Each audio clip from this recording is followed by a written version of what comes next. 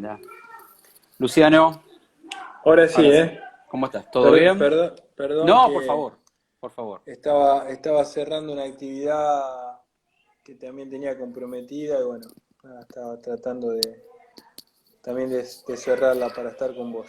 Está, muchas gracias, no hay problema. Bueno, te presento rápidamente. Escribano Público, es director nacional de Procrear, es el primer Procrear, actual Fui, subsecretario de fui. Política de Suelo y Urbanismo, hijo de dos expresos políticos de la última dictadura cívico-militar. Bueno, Luciano Scataloni. Antes que nada, hoy se cumplen 44 años de la Noche de los Lápices. ¿Alguna reflexión sobre eso? Muy...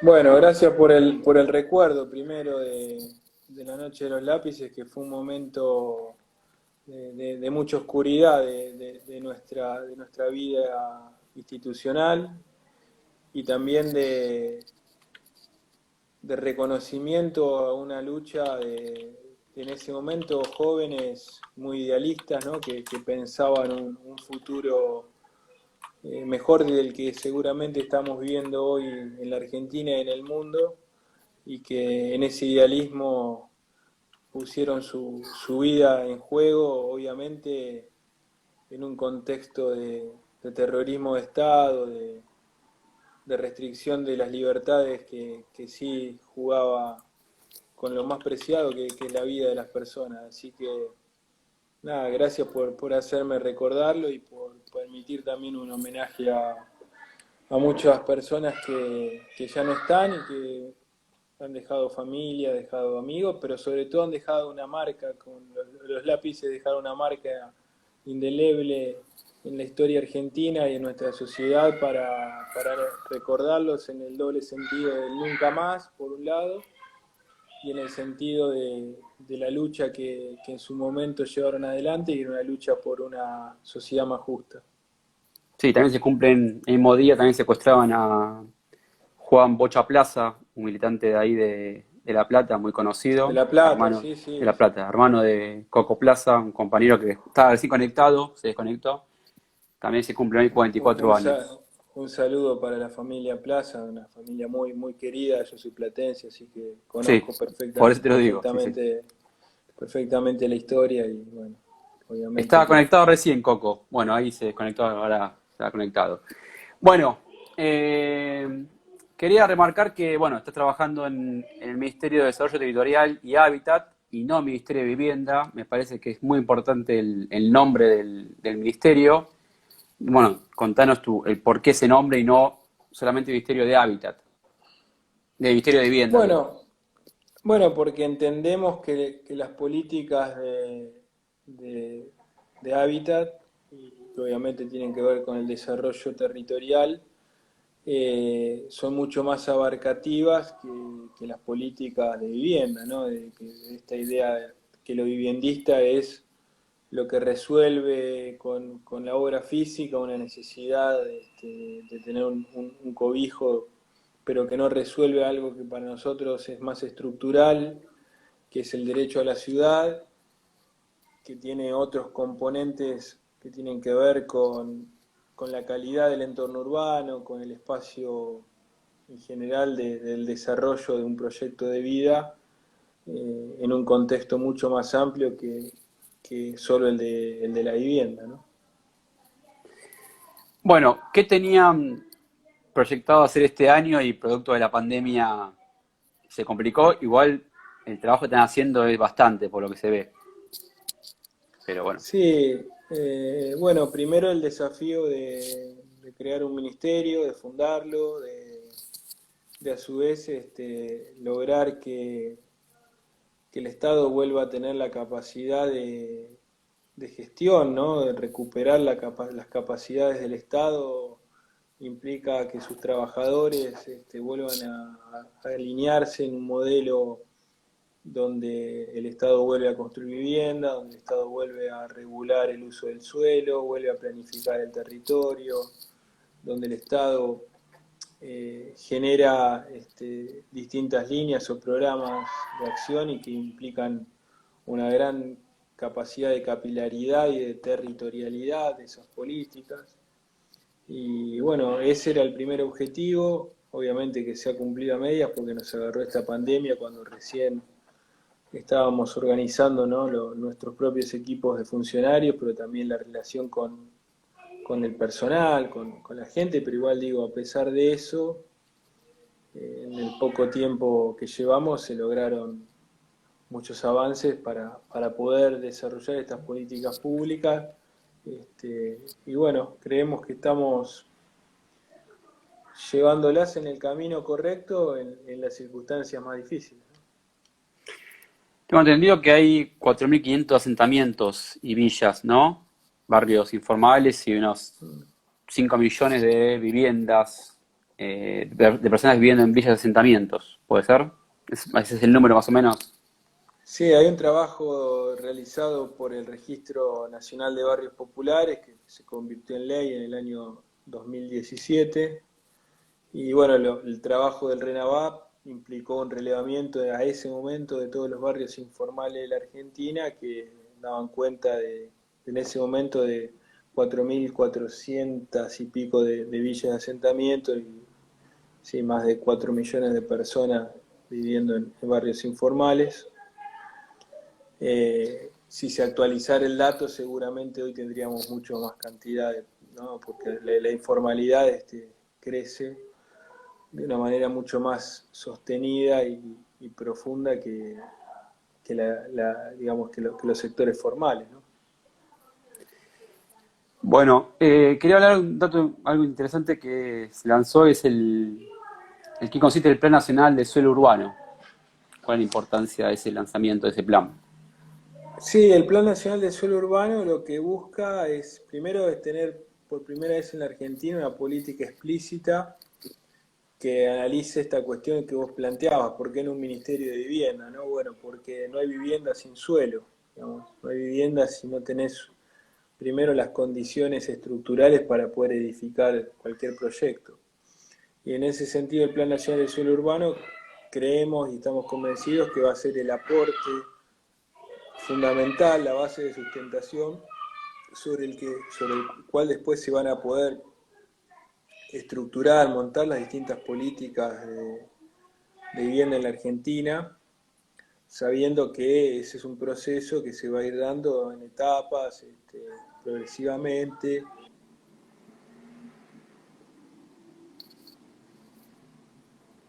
Sí, sí, sí. Cuando te entra el llamado parece que Que se se va corta, la sí. imagen. Así que bueno, el plan implica 4 programas, un programa de generación de suelo urbano, o sea, un programa de lotes con servicios.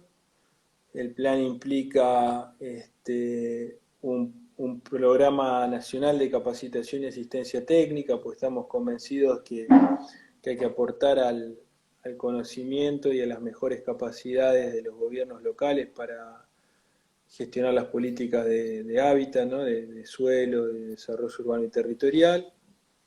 El plan implica una mesa intersectorial de políticas de suelo, que es una convocatoria amplia que hemos lanzado a todos los sectores, desde la Cámara de la Construcción hasta las organizaciones sociales, a participar de una mesa común en la cual podamos discutir o analizar y también proponer ideas que logren mejorar las condiciones estructurales de acceso al hábitat.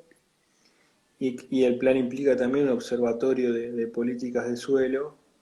En ese sentido, el observatorio creemos que para las prácticas de... A mí, ¿Cómo? ahora sí. Que justo me entró una llamada a mí, pues se me cortó a mí. Ah, ¿Qué me decías? que La entendemos que última parte. Sí. el observatorio implica un espacio para tratar de mitigar las prácticas especulativas en relación al acceso al suelo, ¿no? Tenemos ahí toda esa combinación de programas dentro del Plan Nacional. Está bien. Está bien. O sea, también ahí, aparte de viviendas sociales, también ahí puede ser proyectos para un desarrollo urbanístico de Procrear o solamente viviendas sociales Sí, sí, en esos sí. No, suelos. no, Para todo. puede ser para todo. Perfecto. Sí, sí. Bueno, contanos cómo fue la experiencia de Procrear, la primera. en el año 2012 cuando se lanzó. Bueno, la primera experiencia fue muy linda, ¿no? Porque la verdad que éramos una máquina de dar buenas noticias. Cuando llegaba a Procrear era como llegaba Papá Noel, así que la verdad que lo único que puedo decir es que siempre cuando después uno deja la función pública, decir, bueno, desde las cosas que me van a quedar en la vida, haber formado parte de ese primer Procrear es algo que no me voy a olvidar nunca porque daba todo, como yo te decía recién, no solo la buena noticia, sino era un programa en el que fluía todo con mucha energía positiva, con mucha visión de crecimiento, de mejora, digamos, se encontraba todo lo virtuoso, ¿no? Digamos, un modelo en el que nos sentíamos cómodos, creo, la sociedad en su conjunto y los funcionarios que trabajábamos en el programa. Ese es el mejor recuerdo ese podríamos decir la mejor síntesis que puedo tener Y, de ese Procrear. y en esos 4 años se lograron 200.000 créditos, aquí tengo anotado. De los 79 desarrollos urbanísticos, está más o menos en un 55% de avance de obra. O sea, la verdad que se hicieron un montón de obras y, bueno, entrega de créditos. Muchas familias, bueno, estaba destinada a clase media, obtuvieron su primera vivienda. Todo el mundo conoce, yo tengo muchos amigos que obtuvieron su vivienda. ¿De dónde sos vos? Saavedra, Capital Federal. Capital Federal. Pero con muchos amigos conozco que fueron destinatarios de un crédito y pudieron construir, que la importancia del primer Procrear era justamente dinamizar la economía, no era para la compra de una vivienda, sino para la construcción y poder generar mano de obra, trabajo, o sea, eso era lo importante del Sí, sí. proyecto. Sí, sí, Procrear lo dice el mismo decreto de creación, el 902, que es un decreto de necesidad de urgencia que tiene fuerza de ley. Ese Mm. decreto decía claramente que además de ser un programa que podía generar mejoras estructurales para el acceso a la vivienda, al hábitat, también a la par iba a ser un dinamizador de la economía. Y la verdad que se cumplieron esos dos objetivos. Cuando vos mirabas los despachos de cemento de aquella época, las cementeras tenían un porcentaje enorme de participación en el Procrear, ¿no? La verdad que representaba una cantidad enorme de familias las que accedían con Procrear a la vivienda y también las que podían darle a la economía un recorrido muy virtuoso, ¿no?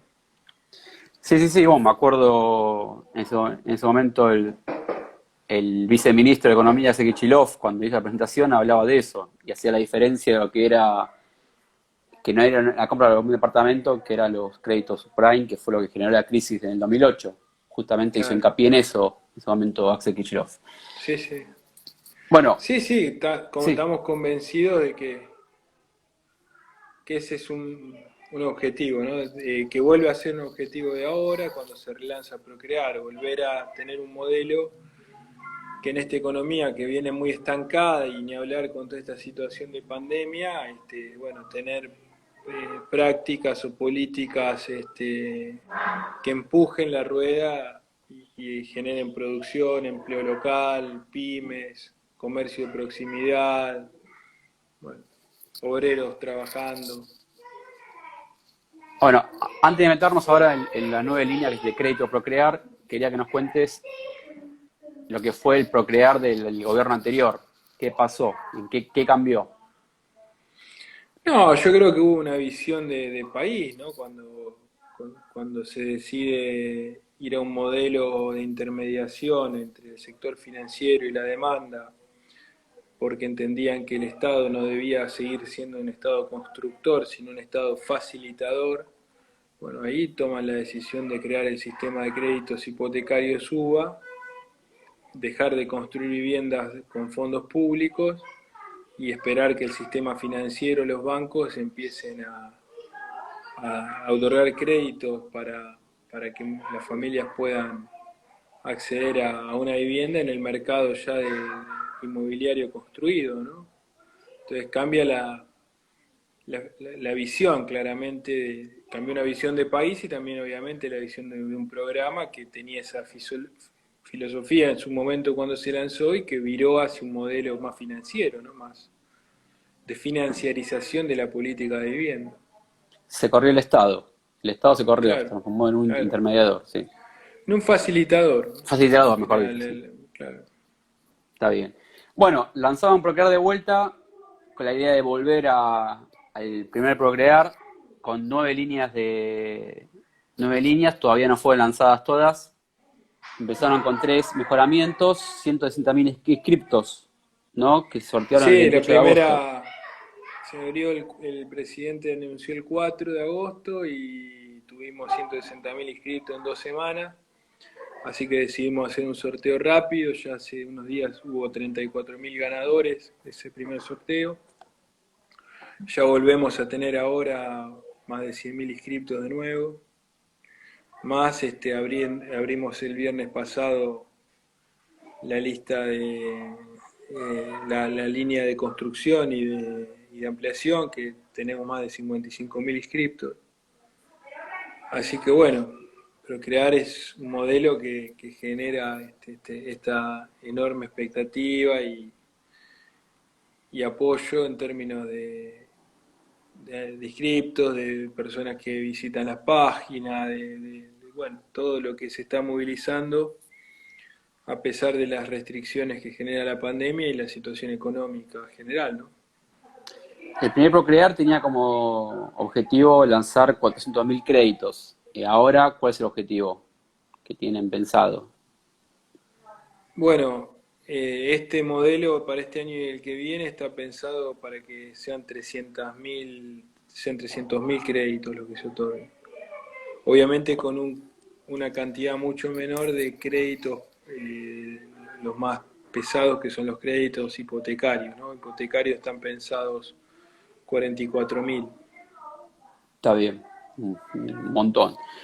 Bueno, la diferencia de estos Ahí estoy créditos, sí, viendo, ahí estoy viendo preguntas. Bueno, parte sí, de los problemas que nos dejaron es que no se entregaron muchas viviendas que estaban terminadas o que estaban por terminar y bueno, después en el medio de la pandemia que hizo que haya muchas restricciones sanitarias y las sigue habiendo y que además creamos un sistema de créditos que es el sistema hogar claro, te iba a preguntar sobre eso.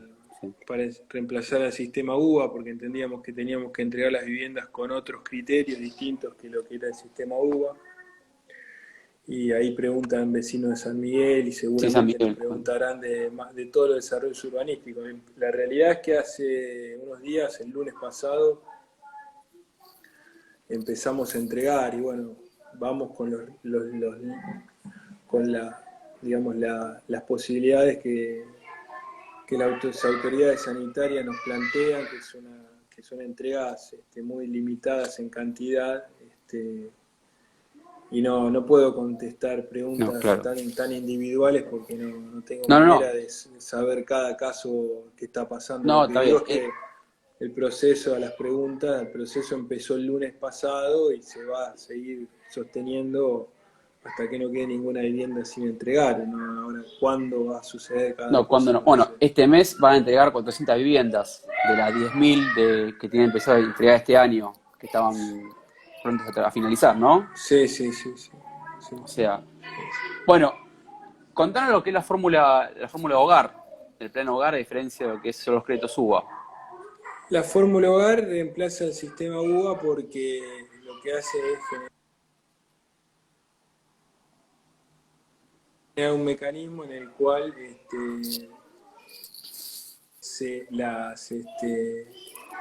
el ajuste no tiene que ver con la inflación o con la suba del tipo de cambio, como es el sistema de crédito suba, sino con la variación salarial, ¿no? El CBS.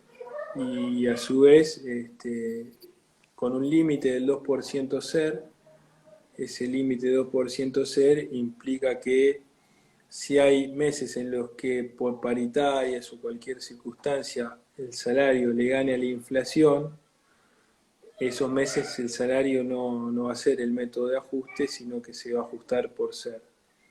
Entonces, bueno, creemos que es un mecanismo que es muy equitativo, da previsibilidad, da garantías, que bueno, va a poder una familia que toma un crédito a 30 años saber que su crédito va a aumentar solo si se aumenta su salario, no por otras variables que no va a poder manejar nunca. Los que ya estaban adjudicatarios, que tenían el crédito UVA, la mayoría A los cambió. que les dimos la posibilidad, teníamos del stock de viviendas que estaban sorteadas el año pasado con UVA por el gobierno de Cambiemos, le dimos la posibilidad de pasar al sistema hogar y sí, casi no. Le dimos la posibilidad de pasar a hogar, incluso con un incremento, tuvimos que hacer un incremento del valor de la vivienda que estaba ofrecida por el gobierno anterior, y a pesar de que, bueno, obviamente tuvimos que decidir hacer este incremento para pasar a hogar, el 98% más, casi el 100%, diría yo, se pasó a hogar. Está bien. Te hago dos preguntitas, a ver si me puedes contestar. ¿Qué va a pasar con los que tienen crédito SUBA y cómo viene lo de la problemática con los inquilinos, más allá de la ley de alquileres que se lanzó hace 3 meses? Sí, con los créditos UBA nosotros obviamente entendemos la necesidad y los problemas que tienen. Nos estamos reuniendo con la ministra Bielsa, hemos hecho reuniones. Obviamente la decisión no es nuestra, es una decisión que tiene que tomar el Estado Nacional en su conjunto, donde la política financiera o digamos de regulaciones bancarias dependen del Banco Central. Nosotros las preocupaciones del sector las hemos llevado a las mesas correspondientes y obviamente estamos aguardando también una decisión que se tome al respecto, ¿no? Lo mismo en relación Bien. al sector de inquilinos, que sabemos que tiene también mucha angustia porque hay contratos que bueno, fueron prorrogados por el DNU 319. Bueno, veremos qué deciden, ¿no? En el año, cuando Cristina presentó la ley de Hábitat, te hicieron un reportaje y hiciste referencia a la obra del padre Mujica, como que influyó mucho por lo que tengo entendido, en vos, en tu forma de ser, en tu forma de actuar, ¿puede ser? Sí, bueno, yo creo que ha habido una corriente, ¿no? En la Argentina, en el mundo, que bueno, ha tenido desde pensadores como Lefebvre, ¿no? Henri Lefebvre, este sociólogo francés, bueno, planteaba la idea del derecho a la ciudad y que fue muy revolucionario del mundo de las ideas, como militantes, ¿no? Militantes de estas causas, como hablábamos hoy cuando me planteabas o me recordabas lo de la noche de los lápices, ¿no? Militantes sociales que desde el lugar que les ha tocado en la vida y en la historia han hecho un aporte extraordinario. Y bueno, sin duda uno fue el padre Mujica, que en ese momento también tan difícil arriesgó su vida en beneficio de luchar por ideales y por darle dignidad a un barrio, ¿no? Como en ese momento era solo conocida como la Villa 31. Y bueno, la verdad es que hoy son ideas que siguen que siguen en vigente, ¿no? Que siguen estando luchas e ideas que siguen estando vigentes. No me quiero, Ta- digamos, sin duda lo tengo, los considero y considero esas ideas y esas luchas como faros y realmente como inspiradoras, pero la realidad de uno y la vida de uno dista mucho de esa enorme capacidad que han tenido personas como el padre Mujica de vivir, además de vivir como los pobres, ¿no? No solo pelear por los pobres y pelear por transformarles la vida, mejorarles la vida, sino tomar una decisión mucho más estructural que daba cuenta de haber decidido vivir como vivían los que estaban, ¿no? Hay hay la oda de bueno, que él contaba, ¿no? En esa oda de, bueno, había noches en las que él se podía volver a su casa y tener luz eléctrica y bañarse con agua caliente, pero los pobres se quedaban en la villa sin acceso al agua caliente, a la luz, y que él se podía volver a su casa y tenía ropa para poder cambiarse y vestirse decentemente, pero los pobres se quedaban y no tenían más que harapos.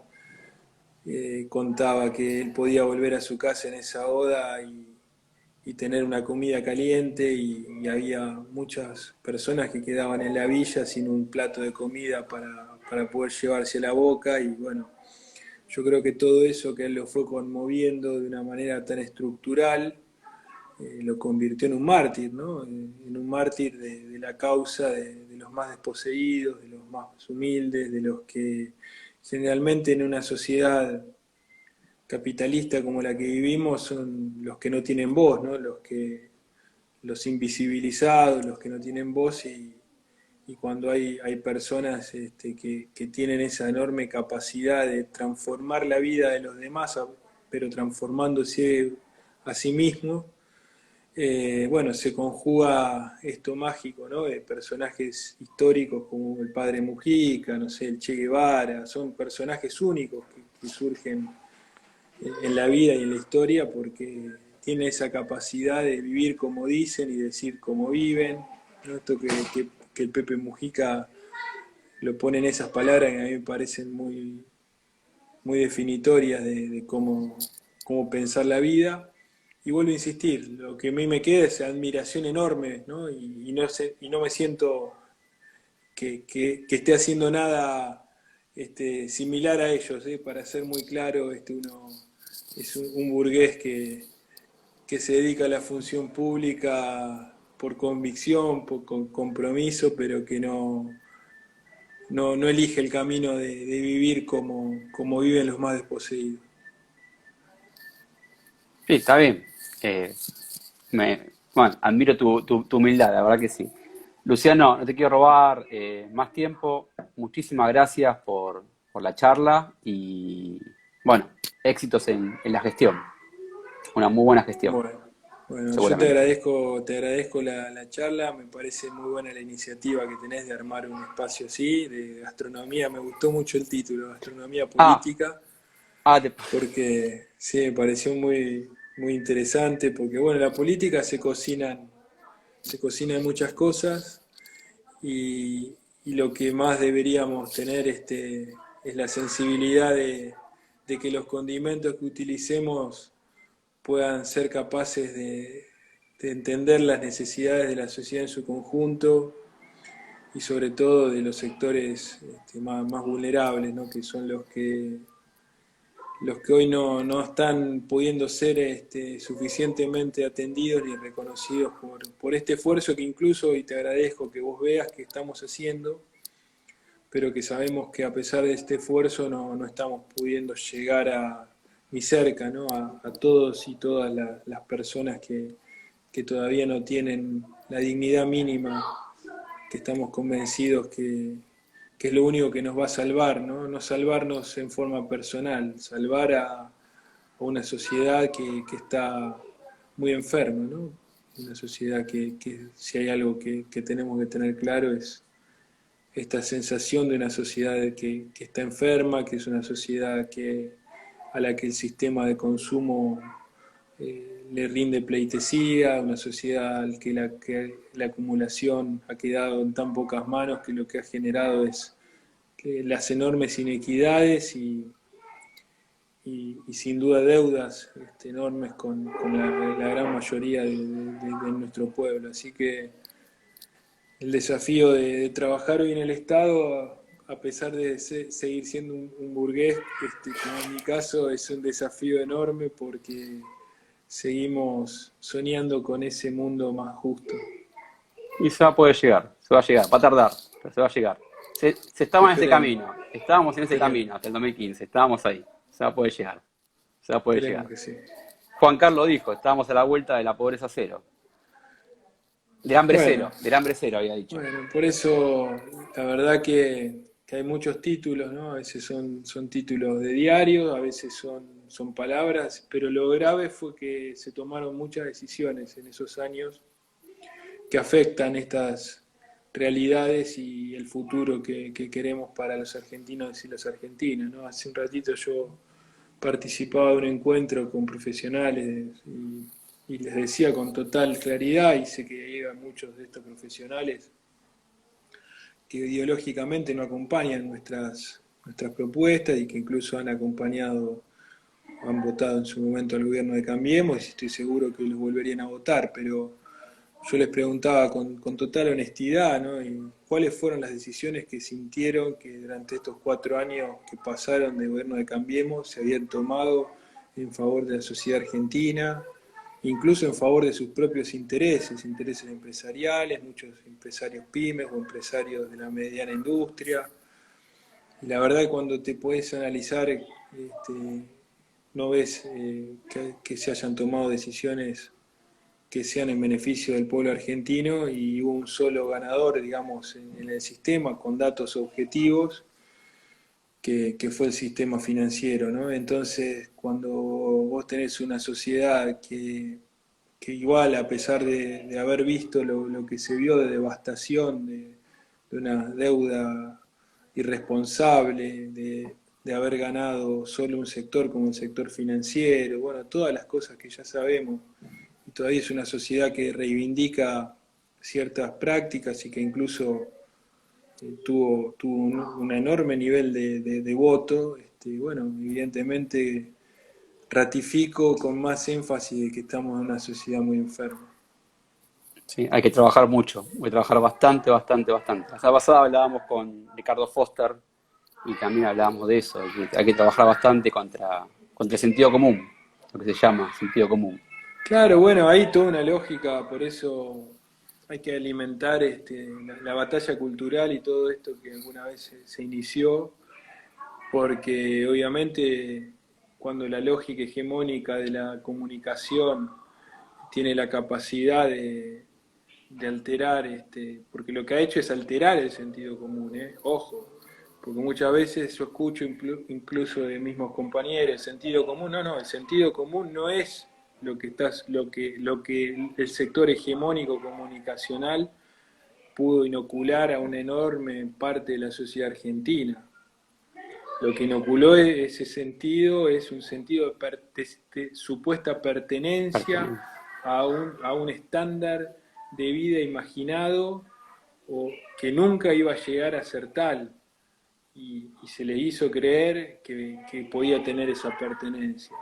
El La sentido aspiracional. común, sí, el sentido común es el sentido que nos mantiene todos los días a nosotros, desde las realidades que cada uno tenemos, con mayores o menores posibilidades de vivir y de disfrutar de la vida, y no hay duda de que nos empeoraron la calidad de vida. Entonces el sentido común, cuando tu vida empeoró, cuando no te puedes ir de vacaciones, cuando no puedes cambiar el auto, cuando no puedes soñar en comprarte una casa, cuando no puedes salir a comer afuera, cuando el asado famoso no lo podés comprar, porque los precios se fueron al diablo, porque el poder adquisitivo del salario se empobreció 2 o 3 veces, como sucedió durante esos tiempos, porque en realidad el verdadero sentido no era el sentido común, sino era el sentido de la acumulación para favorecer a determinados sectores, ¿no?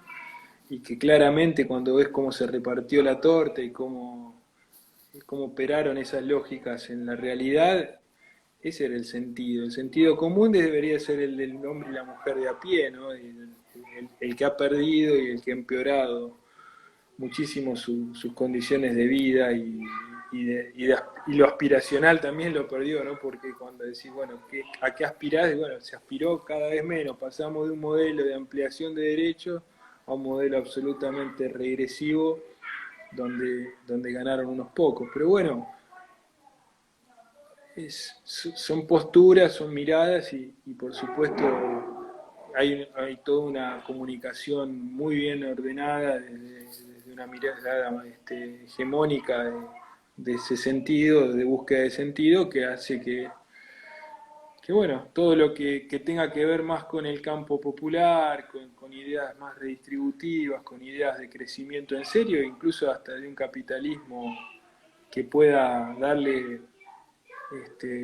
al sector que produce y genera trabajo mejores posibilidades, es una mirada que muchas veces es puesta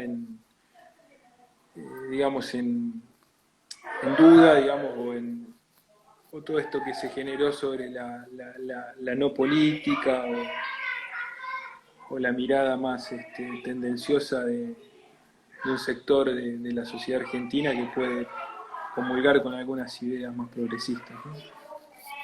Bueno, hiciste referencia al nombre del espacio, gastronomía política, justamente porque más allá que se consideran muchas cosas de la política, la idea de este espacio es comunicar de otra manera, más extendida, que no sea tan dura, y aparte tanto la política como la gastronomía son dos pasiones en Argentina, o sea, es así. Así que ya que estás te pregunto, ¿cocinás? ¿Te gusta cocinar? Soy muy malo, la vida me ha llevado a ser un padre, yo tengo durante la mitad de mi tiempo un hogar monoparental masculino porque estoy divorciado de la madre de mis hijos y tengo hijos muy chicos y pobre mis hijos padecen mis malas artes culinarias, pero le pongo mucho empeño porque creo que es una tarea muy noble la de dar de comer y sobre todo a los hijos de uno. Luciano, muchísimas gracias por tu tiempo. Te quiero agradecer por la buena onda y buena predisposición. Bueno, gracias a ustedes, te agradezco a Hasta vos luego. básicamente, un No, sí. abrazo. Hasta luego. Chau, chau. Chau. Bueno, hablamos recién.